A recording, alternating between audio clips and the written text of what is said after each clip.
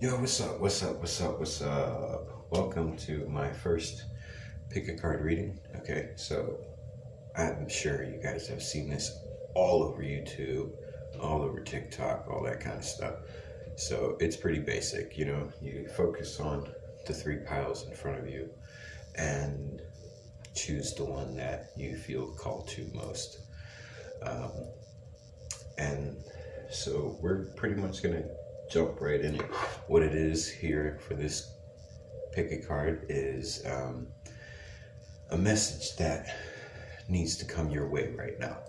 So this is a timeless video, which means like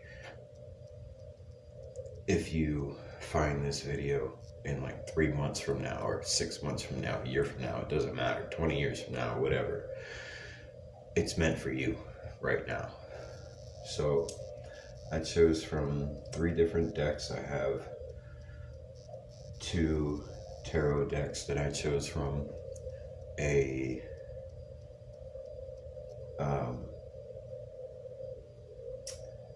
dragon deck, which is basically the major arcana of the tarot, but in like dragons, so it's kind of cool. And then I have another deck called the Kanzari, which is a deck that is used to communicate with the dead. So kind of use that one to bring in an element of a message from the dead for each pile here. So go ahead and take your time and pause it if you need to choose a pile here, and we'll go ahead on with it. So first pile number 1. If you chose pile number 1, your first card is the Ace of Swords. So right off the bat, there's a new idea coming in, or it's trying to tell you to think with new ideas, with new inspiration. There's definitely some new ways of thinking popping up here for you, or the need to start to think in a different way. Let's see what the dragons pull up. Rebirth. This is all about Pluto energy. So yeah, with Rebirth being the second card here, I would definitely say that a new way of thinking is transformative for you. This is something that needs to happen for you to transform and build and grow, is these new ideas coming in. Like, let's see what we got here. We have the Empress. The Empress, which again here is talking about like, this is bringing out your intuition. So most likely if you haven't been tapping into your intuition, or if you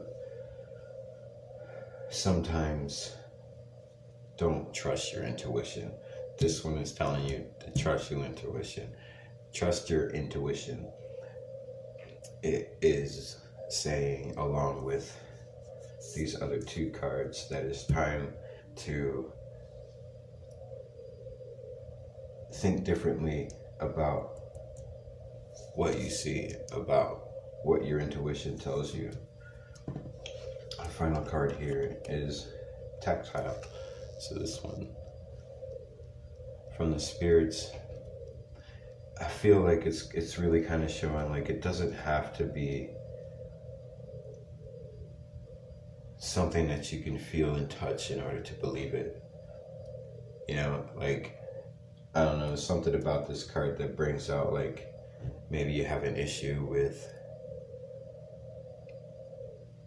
not believing something if you don't have super concrete hard evidence. And I think that with this combination of cards here is really trying to show you to move forward with that, move forward from that, move into more of the trusting your intuition and trusting the fact that just because it's not physical. You can't touch it, see it, feel it. You know that there's this other realm. There's this other reality that is kind of like knocking at your door right now. That's kind of what I feel like for number one. All right, we're gonna move on to pile number two now. Pile number two, your first card is the Three of Cups. So first here, it's bringing out some kind of community aspect, working with other people to, you know, get to move forward, to get what you want in life, something like that. Like there's definitely an element of community here, or working with other people. And what do you need when you work with other people? Temperance for sure. So yeah, I mean, absolutely, there is a aspect of you got some kind of, I want to say, it seems like some kind of new connection, like some kind of new relationship that you have with, I mean, it doesn't even have to be romantic, but some kind of new partnership that you might have started recently. And the Temperance card here is definitely showing you to, you know, to have that ability to stay balanced with working with new people. The Ten of Cups, yeah, stay balanced, and with working with this new relationship here, there's definitely nothing but amazing things coming from that. Ten of Cups is one of the best cards in the deck, I feel, for people to receive. It shows like an overflow of joy. So definitely. Okay, so from this one, from the spirits, we have the Suicide card. Now, it's not suicide like an actual suicide.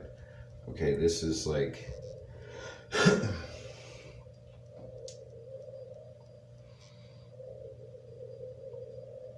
this is like, be careful. I feel like you tend to sabotage yourself sometimes when it comes to new relationships, or it comes to feeling like, you know, you might not deserve good things to come your way. You might not, you don't feel like you can be temperate, you know, have the temperance with new people, or with this new setup or new relationship you got going on here. So you might end up self-sabotaging yourself.